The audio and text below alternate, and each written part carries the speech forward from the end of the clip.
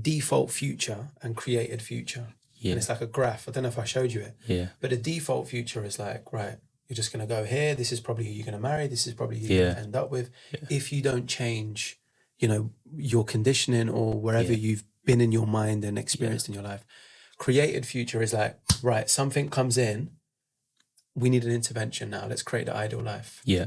And I'll give you an example. Like with me, for example, the birth of the masculine essence came from a breakup because I was left in a situation where I was like, oh my God, what am I left with? What have I got here? I don't have the tools. I don't have the skills. And I had to go out on these nights out and experiment and try different things. And I'd come back like a crazy scientist after a night out, hungover the day after, like sitting in the garden like, what did I learn from that? Why did that work when I went up to that girl? Why did it work when I just went over to her and just said, put your number in there for me? Why did that work? And then she came around to my house. How did that work? But then with other girls, it doesn't work.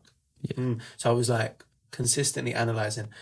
In regard to the psychology background, bro, that I have and that I've kind of built a lot of this from, how much would you say that your understanding of psychology or your understanding of like the human mind, whether it be yourself or observing others, how much would you say that's affected maybe your outlook on the world now, if it has?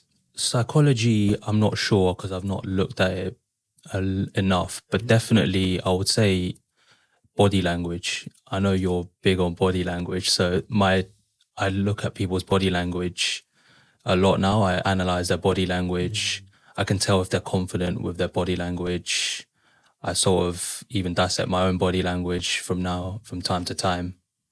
So I think psychology, probably you need to look at that a bit more. Mm-hmm.